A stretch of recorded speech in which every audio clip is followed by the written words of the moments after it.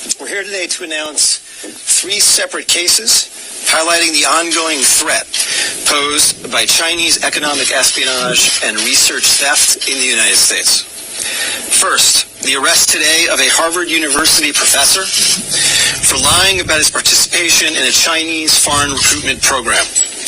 Second, this morning we have unsealed a separate indictment of a Chinese national working as a scientific researcher at Boston University who failed to mention on her visa application that she is also a lieutenant with the People's Liberation Army.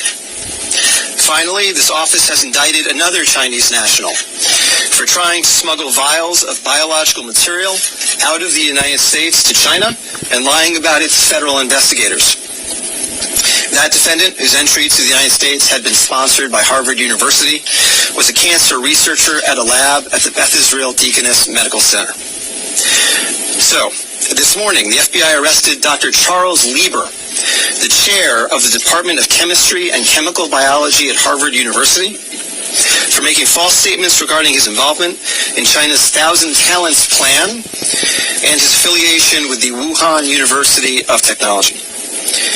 The complaint alleges that Dr. Lieber signed a contract with the Chinese university in Wuhan and was paid up to $50,000 per month, plus up to $158,000 in living expenses, and awarded more than $1.5 million to set up a research lab at the Chinese school and work there on researching nanotechnology. Lieber also joined China's Thousand Talents Plan, according to the complaint, a Chinese government-run program designed to entice scientists and researchers in the United States to share their research expertise with China. At the same time, Dr. Lieber was receiving U.S. grant funds from the Department of Defense and the National Institutes of Health. National Institutes of Health spends up to $39 million a year funding medical research in the United States. Those programs required Dr. Lieber to disclose if he was working with, including receiving funding from, any foreign power.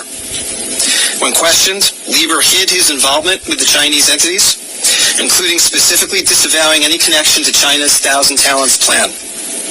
Meanwhile, based on the complaint, it appears that China paid Lieber hundreds of thousands of dollars over the years for his involvement with the Chinese entities and for his work on research for Chinese gain.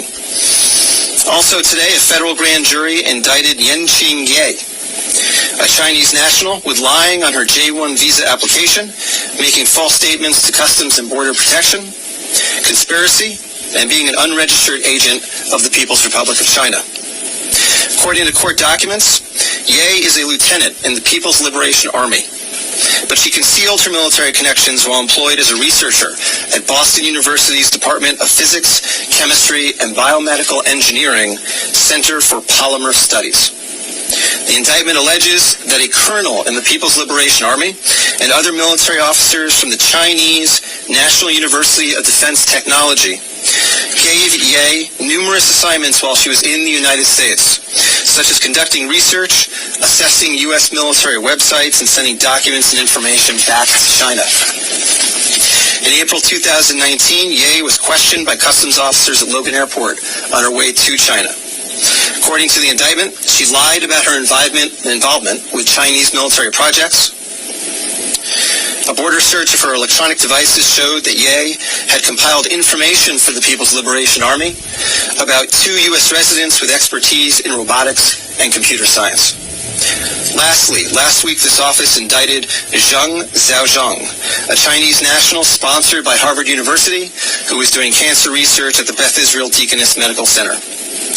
Zheng was charged with attempting to smuggle to Beijing vials of biological material, along with other research materials that he had stolen from the lab at the Beth Israel, where Zheng was working on cancer cell research. Before he boarded his flight, customs officers discovered 21 vials of biological material in a sock in his baggage. When confronted by the officers, Zheng initially lied and said he was not traveling with any biological or research materials. Chemistry, nanotechnology, polymer studies, robotics, computer science, biomedical research. This is not an accident or a coincidence.